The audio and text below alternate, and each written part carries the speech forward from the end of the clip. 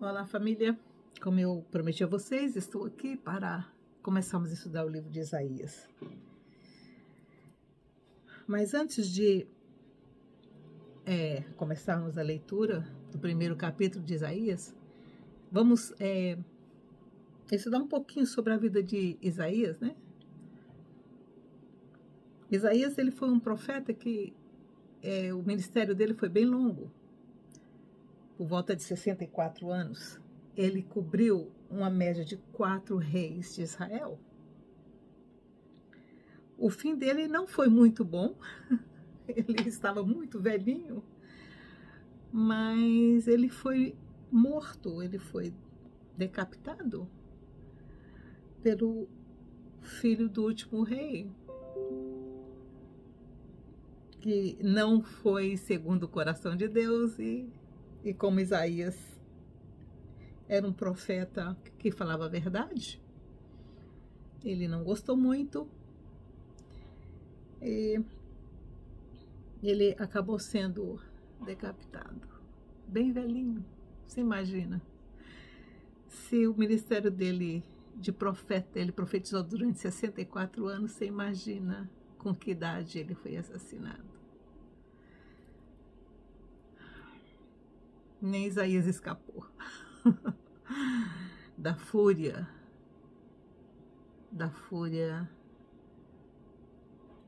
de Calegácia.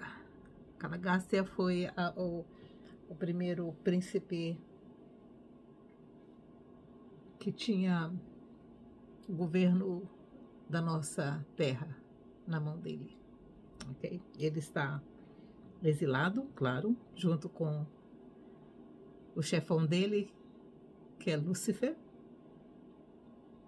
Mas mesmo assim os ministros dele estão em volta e não perdoam. Não perdoam quem fala a verdade. Isaías também sofreu as agrúrias desse ser. O ministério dele começou por volta dos séculos 600 e pouco, 650 mais ou menos, antes de Cristo, tá? O que torna ele um profeta que profetizou há quase 3.000 anos, ou um pouquinho mais atrás, para vocês terem uma ideia de como esse livro é antigo, né? Então vamos lá. Visão de Isaías, capítulo 1. Se você tiver sua Bíblia aí, você pode acompanhar. Eu estou com a minha aqui. Tem até escrito meu nome em volta. É uma Bíblia muito boa. Uma Bíblia muito boa. Me acompanha há muitos anos. Mais de 30 anos. Visão de Isaías, filho de Amós, a qual ele viu a respeito de Judá e Jerusalém, nos dias de Uzias, Jotão, Acás e Ezequias, reis de Judá. Então, são Uzias, Jotão, Acás e Ezequias, 4 reis. Ouvi, ó céus, e dá ouvidos, ó terra, pois falou o Senhor. Criei filhos e os engrandeci, mas eles estão revoltados contra mim. O boi conhece o seu possuidor e o jumento a manjedoura do seu dono, mas Israel não tem conhecimento, o meu povo não entende. Qual a diferença de hoje? Nenhuma. Nenhuma. Se eu começar a chorar, gente, não... Porque a minha dor de perceber que a mudança na humanidade foi 0,00001 me deixou muito, muito magoada, muito triste. Anyway. Ai da nação pecadora, do povo carregado de iniquidade, da descendência de malignos, dos filhos corruptos e corruptores. Deixaram ao Senhor, blasfemaram do Santo de Israel, voltaram para trás. Por que sereis ainda castigados, se mais vos rebelaríeis, quer dizer, quanto mais castigava, mais rebeldes eles ficavam. Toda a cabeça está enferma e todo o coração fraco.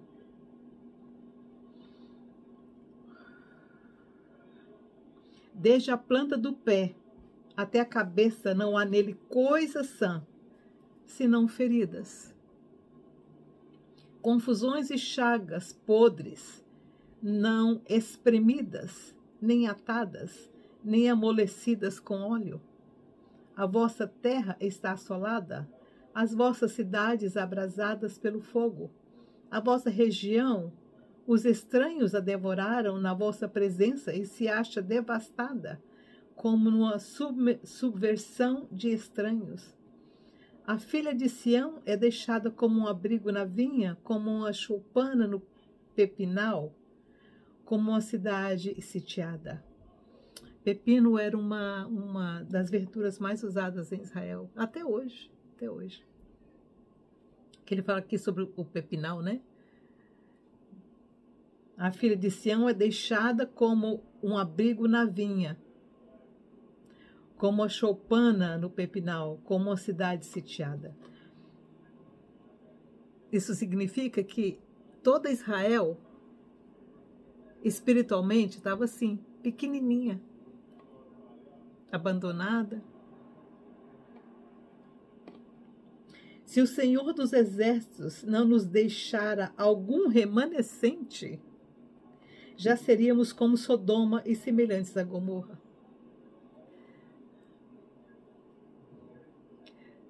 Durante todos esses anos, todos esses 3.000 anos que existe o povo de Israel, que Jacó foi para o Egito e a família se multiplicou, desde essa época, Israel tem sido perseguido. 3.000 anos de perseguição, quase 4.000 anos de perseguição intensa. Mas aqui diz que sempre houve um remanescente.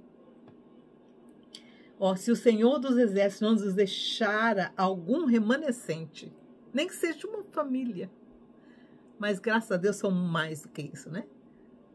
Já seríamos como Sodoma e Gomorra. Por que Sodoma e Gomorra? Porque Sodoma e Gomorra foi completamente destruída. O fogo consumiu todo mundo, não deixou um DNA. Não deixou um DNA. O único que escapou de Sodoma e Gomorra foi Ló com as 2 filhas. Mas Ló não era de lá, certo? Então, se Israel não fosse um povo protegido por Deus, seria como Sodoma e Gomorra. Finished, acabou, não tem mais nada. Ouvi a palavra do Senhor, vós príncipes de Sodoma. Dai ouvidos à lei do nosso Deus, vós, povo de Gomorra. De que me serve a multidão dos vossos sacrifícios, diz o Senhor? Já estou farto dos holocaustos de carneiros e da gordura de animais cevados. Não folgo com o sangue de bezerros, nem de cordeiros, nem de bodes. Quando vindes à minha presença, quem requereu isto das vossas mãos? Que viesseis a pisar os meus átrios? Não continueis a trazer ofertas vãs.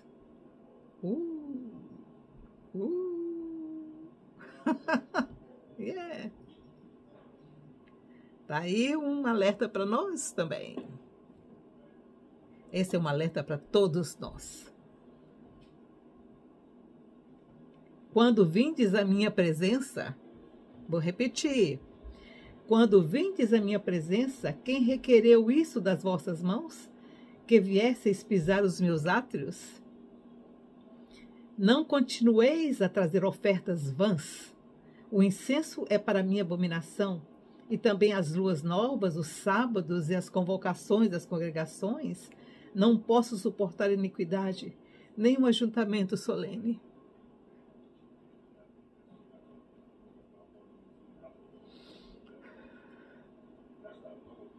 Imagina os nossos cultos hoje, hein?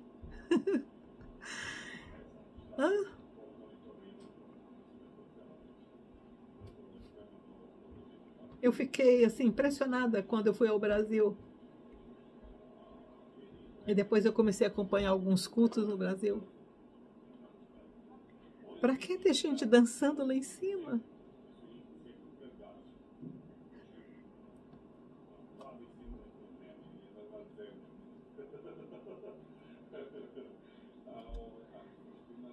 Quando Davi dançou na presença do Senhor, ele dançou porque Deus havia dado uma vitória imensa para ele. Ele dançou porque a vitória foi ele que recebeu e ele foi um instrumento dessa vitória para Israel. Então ele dançou na presença do Senhor porque ele disse: a vitória não foi eu que dei, não foi eu que conquistei, a vitória foi ele que me deu. Simplesmente eu fui um vaso, um instrumento na mão dele para dar a vitória a Israel. Então ele dançou na presença do Senhor porque ele estava agradecido por ter sido escolhido como um instrumento de vitória. Então, quando se dança, como eu estou vendo em algumas igrejas no Brasil, eu sigo algumas, a troco do quê? A troco do quê? Que simbolismo é esse que está se dando? Aquelas pessoas que estão ali naquele movimento realmente estão sendo agradecidas por alguma coisa que elas fizeram, que elas realizaram e foram instrumentos dessa realização? Elas estão dançando para o Senhor? É o que eu disse ontem, no vídeo que eu fiz, antes de ontem, não sei, não lembro mais, sobre o pão, né? Naquela ilustração do pão. Tudo tem um simbolismo. E se for fora desse simbolismo, se torna isso aqui. Se torna isso aqui.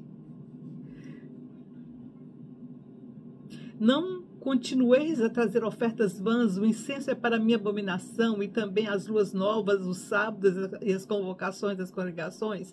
Não posso suportar iniquidade, nem o ajuntamento solene. Gente, Deus tem que... Não sei, o Espírito Santo tem que fazer um movimento realmente de conversão.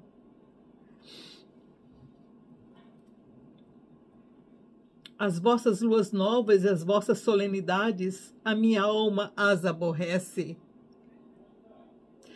Já me são pesadas. Estou cansado de as sofrer.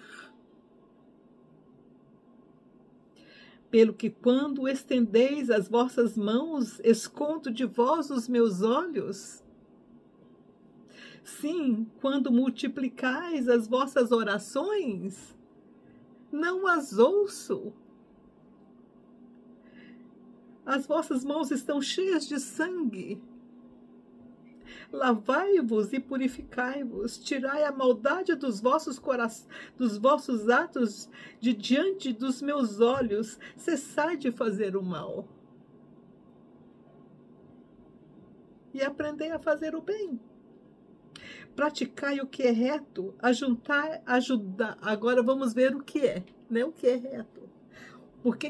Por que Deus estava abominando tanto as solenidades e os ajuntamentos de Israel? Por quê? Praticai o que é reto, ajudai o oprimido, fazei justiça ao órfão, tratai a causa das viúvas. Vinde então e argue-me, diz o Senhor. Ainda que os vossos pecados sejam como a escarlata, eles se tornarão brancos como a neve. Mas para que o pecado seja perdoado, é necessário que haja um reconhecimento daquilo que é feito que não está certo. Então, quando as igrejas no Brasil ajuntam dinheiro para construção, para se tornarem belas e maravilhosas enquanto as pessoas da congregação estão passando necessidade? Isso é agradável ao Senhor? Não é. A igreja primitiva, o que ela fazia com as ofertas que entravam? Era para sustentar as viúvas, os órfãos, os necessitados, para sustentar os ministros que estavam levando a mensagem. Mas mesmo assim os ministros ainda trabalhavam. Lembra o que Paulo disse? Que ele nunca precisou de dinheiro da igreja, que ele trabalhava com as próprias mãos.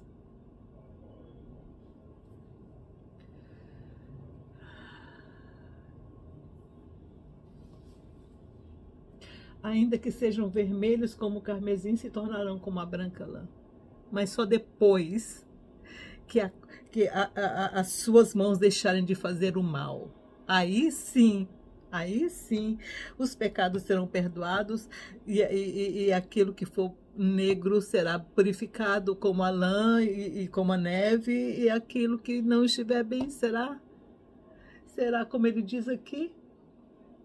Mesmo que sejam vermelhos como o carmesim, se tornam como a branca lã. Por que vermelho como carmesim? Porque a mão está suja de sangue. Sangue não é um sangue literal. O sangue era da tristeza das pessoas que estavam morrendo injustamente, sendo injustiçadas. Porque era mais importante levar um cordeiro do que ajudar a viúva. É mais importante hoje, para a igreja de hoje, que não precisa de cordeiro ser levado, é mais importante para a igreja de hoje construir um grande templo do que abençoar quem está na rua. Gente, o exemplo que Jesus deu foi completamente diferente do que está acontecendo na igreja hoje. Quando ele entrava, quando ele ia, quando ele entrava na casa de um pecador, ele fazia diferença.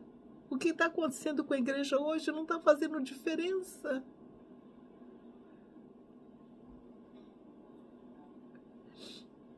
Ok, então vamos continuar. Se quiserdes e me ouvirdes, comereis o bem desta terra. Mas se recusardes e fostes rebeldes, sereis devorados à espada, porque a boca do Senhor o disse. Como se fez prostituta a cidade fiel. Ela que está cheia de justiça e retidão habitava nela, mas agora homicidas. Quer dizer, quando ela que estava cheia de justiça, a retidão habitava nela, mas agora homicidas. A tua prata se tornou em escória e o teu vinho se misturou com água. Os teus príncipes são rebeldes, companheiros de ladrões. Eita, Brasil! Eita, Brasil! Os teus príncipes são rebeldes, companheiros de ladrões, cada um deles ama o suborno e corre atrás de presentes. Não fazem justiça ao órfão e não chega perante eles a causa das viúvas. Portanto, diz o Senhor dos exércitos, o poderoso de Israel: livrar-me-ei dos meus adversários e vingar-me-ei dos meus inimigos. Voltarei contra ti a minha mão, purificarei inteiramente as tuas escórias e tirarei de ti toda impureza. Está falando com relação à cidade. É? Ele vai voltar contra aquelas pessoas, a mão dele. Ele vai purificar e tirar as escórias, tirar aquilo que não presta, expurgar aquilo que não presta. E tirarei de ti toda a impureza. Então, prepara.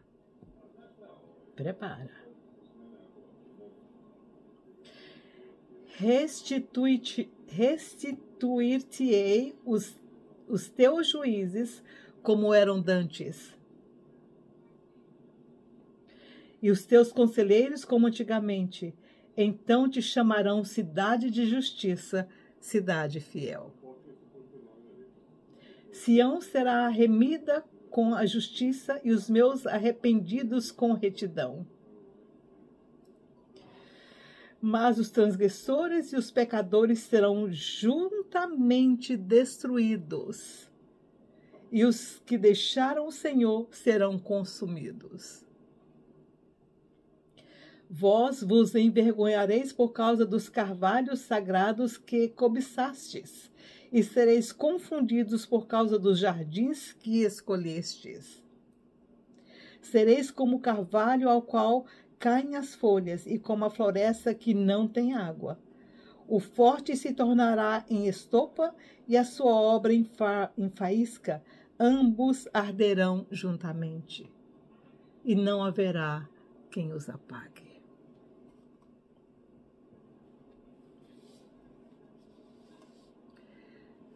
Essa era a situação de Israel na época que Isaías estava vivendo. E olha que essas profecias todas foram antes de que Isaías tivesse aquela visão e os lábios fossem purificados. Porque ele disse naquele capítulo, que nós vamos chegar nele depois, que ele estava no meio de um povo impuro, que os lábios dele também estavam impuros. Mas mesmo os lábios de Isaías estarem puros ainda, o Senhor estava fazendo isso. E ele, talvez, Isaías mesmo, se incluiu nesses que seriam destruídos. Por causa da impureza do coração e por causa da impureza dos atos. A sua boca fala do que o seu coração está cheio. As suas atitudes refletem aquilo que você é por dentro.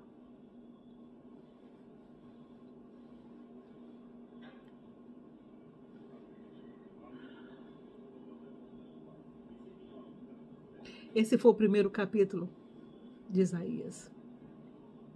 E vocês estão vendo como é sério. Como é sério. Se você coloca isso hoje, 99% da população do mundo não tem direito nenhum de estar aqui. Inclusive eu. Porque com todo o conhecimento que eu tenho, eu ainda não estou conseguindo ser como Jesus foi. Ainda tenho prisões que prendem as minhas mãos e os meus pés. Andar como Jesus andou, viver como Jesus viveu, sorrir como Jesus sorriu. Igual aquela música do Padre Zezinho, né? É muito linda aquela música. Toda vez que eu ouço aquele hino, eu choro. Porque não é fácil viver como Jesus viveu. Não é fácil, gente, não é. Ele deixou o exemplo e ele disse isso. Ele falou, não, ele disse várias vezes, não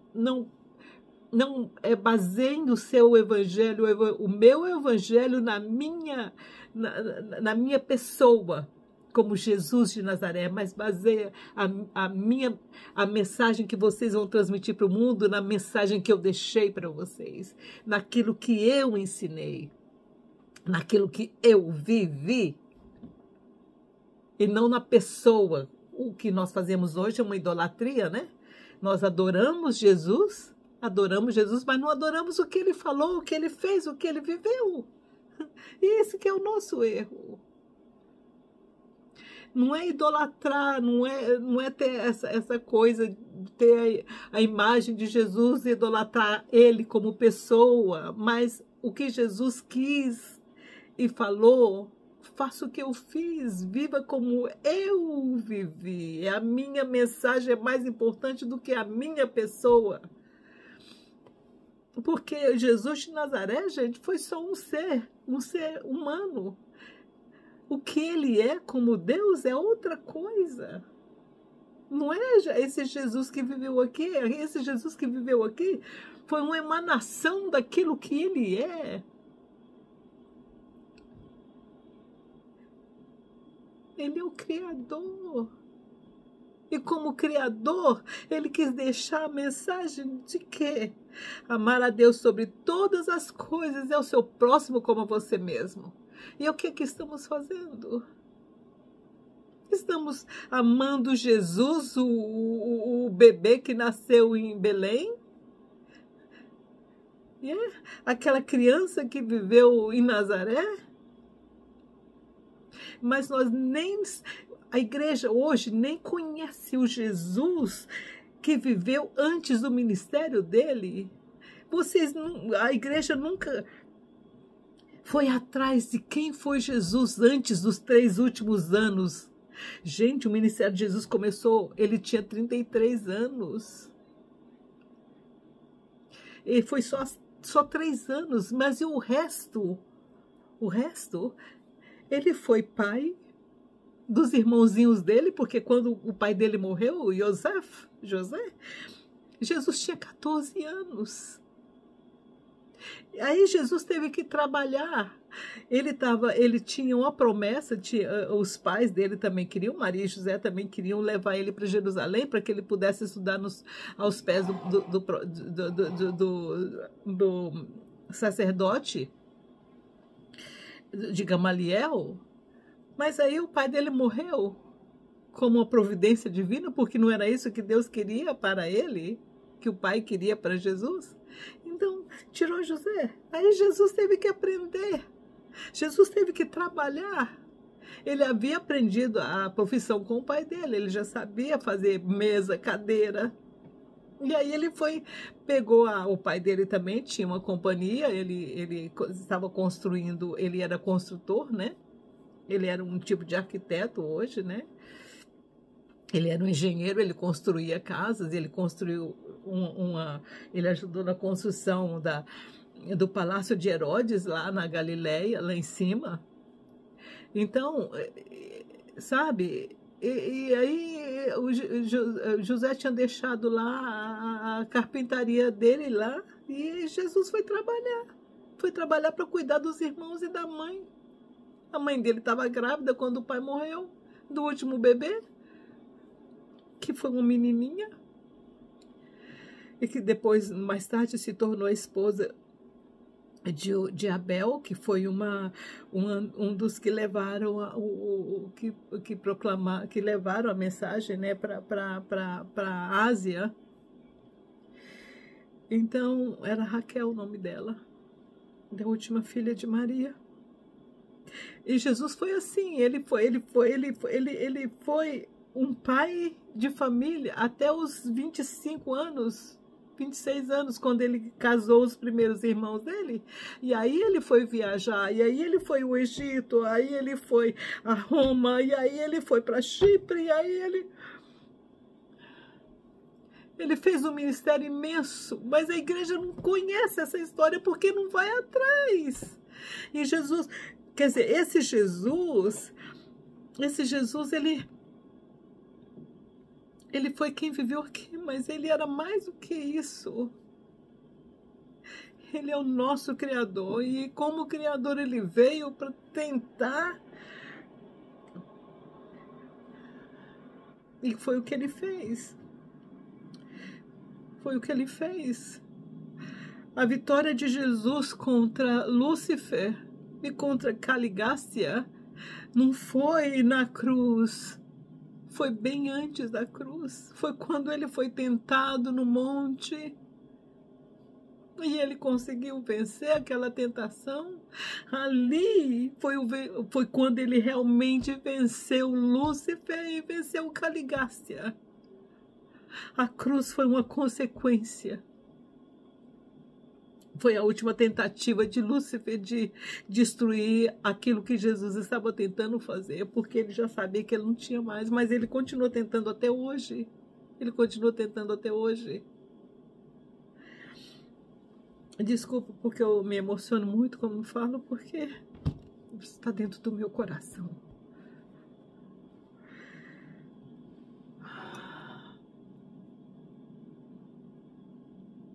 Gente, Jesus, ele teve convites para formar escolas judaicas de filosofia em Alexandria, no Egito, né? Alexandria, no Egito. Ele foi convidado depois, quando ele passou por Roma, para fazer uma escola religiosa em Roma. Mas esse não era o ministério que ele tinha vindo fazer. Um mercante da Índia convidou Jesus porque ele trouxe o filho dele da Índia para participar de uma das festas da Páscoa em Jerusalém, e lá ele conheceu Jesus. E ele ficou tão impressionado com Jesus que ele pediu para Jesus ensinar o filho dele a doutrina que Jesus estava, né, passando para algumas pessoas, porque ele ainda não, essa ainda não era na época do ministério dele, nos 3 anos, foi antes. E Jesus tinha uns 28 anos nessa época. E esse indiano, esse mercante da Índia, ele convidou Jesus, falou: Jesus, depois que o filho dele passou uns 6 meses com Jesus, ele falou: Jesus, vamos para a Índia, eu te levo para a Índia. E aí a gente faz uma escola lá e você vai ensinar toda essa doutrina que você tem, que é maravilhosa. Mas Jesus, não era isso que Jesus tinha. Gente, uns 2, 3 meses antes da crucificação de Jesus, a Alexandria mandou escolas, professores de Alexandria para Nazaré, para de novo tentar levar Jesus, porque eles sabiam que os sacerdotes de Jerusalém queriam matar Jesus, e eles não queriam que isso acontecesse, porque eles sabiam que aquele homem tinha mais do que... Eles reconheceram mais o potencial de Jesus do que o próprio judeu, e eles queriam levar Jesus, mas Jesus recusou de novo. Então, os gregos foram maravilhosos. Os gregos foram maravilhosos, eles aceitaram muito a doutrina de Jesus. Por isso que a igreja ortodoxa grega é uma igreja bem forte até hoje. Bom, gente, eu espero que todas essas informações que eu estou dando para vocês abram no coração de vocês uma sede de conhecimento disso aqui. E que vocês também procurem um pouco mais de conhecimento nas tradições, né? Porque todo esse conhecimento que eu tenho é das tradições. Das tradições. Tem muita informação. Elas estão escondidas, mas devagarzinho elas vão sair. E nós vamos passar a conhecer um pouco mais dessa criatura incrível e maravilhosa que foi esse homem. E eu precisava de todo esse conhecimento para valorizar o que esse homem fez. E graças a Deus eu fui agraciada. Mas eu estou passando um pouquinho desse conhecimento para vocês, tá bom? Fiquem na paz, e o próximo capítulo 2 de Isaías será feito no próximo vídeo, que eu não sei se vai ser amanhã ou depois de amanhã. Talvez eu deixe um pouquinho um intervalo entre um e outro para que vocês absorvam um pouco melhor a mensagem. E meditem, né, naquilo tudo. Que Deus nos proteja e nos abençoe. Tenham um bom final de domingo. Tchau.